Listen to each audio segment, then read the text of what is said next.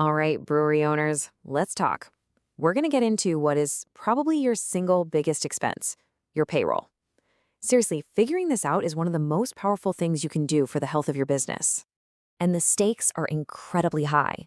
I mean, listen to this from Chris Farmand over at Small Batch Standard. If we're not monitoring it, labor costs can sink a business. It's not just another line item, It's something that, if you let it run wild, can be a massive problem.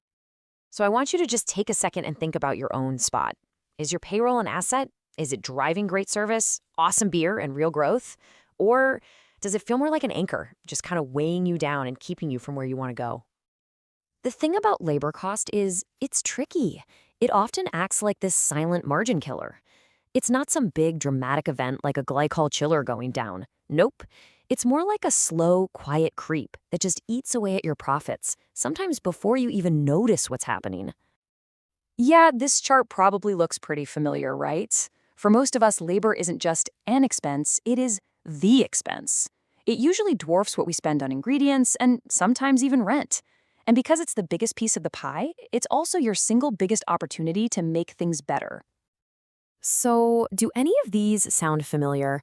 You look around the tap room on a Tuesday afternoon and you've got more staff than customers.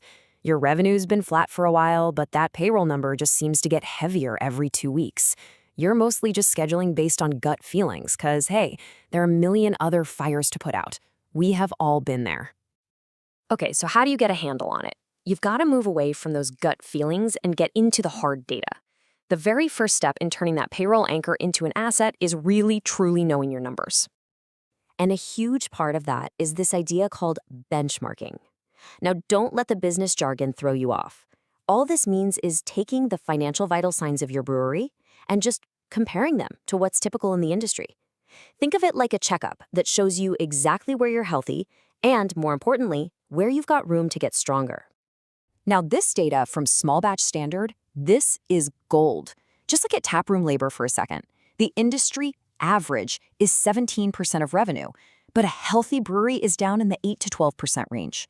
That gap, that 5%, maybe even more, that is pure profit that average breweries are just leaving on the table. That's your money. You can go get it. Look, you don't need 100 different metrics to get started. Just begin with these 2 KPIs, or key performance indicators. First, what's my total labor cost as a percentage of my total revenue? And second, how much revenue am I making for every hour someone is clocked in? Seriously, these 2 numbers will tell you most of the story. So knowing your numbers is one thing, but actually getting them is another. The good news is, you probably already have the most powerful tool for this job, and it's likely sitting right there on your bar. This is the big mental shift you have to make. We have to stop scheduling based on habit. We always have 3 bartenders on a Friday night. Instead, you use your point of sale data. Your POS system knows that the Friday rush doesn't really kick in until 7 p.m., so maybe you only need 2 people from 4 to 7. That's what we mean by data-driven scheduling. Now, look, it's not a magic wand. You have to make sure your POS is set up correctly, and yeah, some of the more advanced reports might cost you a little extra, but that initial effort pays off big time with automated insights that will make your brewery more efficient and more profitable for years to come. But this whole thing isn't just about software and spreadsheets. The final piece of the puzzle, and you could argue it's the most important one, is your team. As the owner, you simply can't do this all by yourself. And frankly, you shouldn't. This is all about working on your business, not just in it. And that means you have to empower your managers. The process is pretty simple. First, teach them those benchmarks we just talked about. Second, give them access to the data from the POS. And third, and this is the big one, you have to trust them and empower them to make the actual scheduling decisions. And you should absolutely reward that responsibility. A bonus of, say, $2,000 to $5,000 for a manager who really takes ownership of this, that is a fantastic investment. Just think about it. That's way less than hiring some outside consultant, and it helps you save tens of thousands in the long run by scheduling smarter. It's a total no-brainer. But hey, delegating does not mean disappearing. Your team still needs to see your passion. You're not there to micromanage the schedule anymore.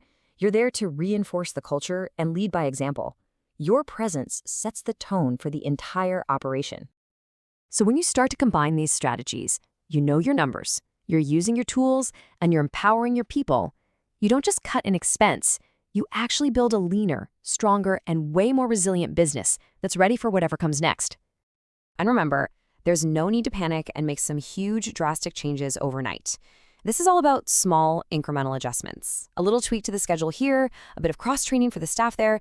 It's those small steps taken over and over again that build real, lasting financial strength. So what does this actually look like in real life? Well, look, shaving just a few percentage points off a bloated labor cost flows directly to your bottom line. Suddenly, that 12% profit margin can become a 16% margin. And that's real cash for new tanks, better benefits for your team, or just the peace of mind to get through a slow winter. So I'll just leave you with this last thought.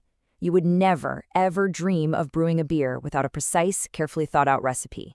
Your payroll is your biggest expense. So what's your recipe for keeping it healthy?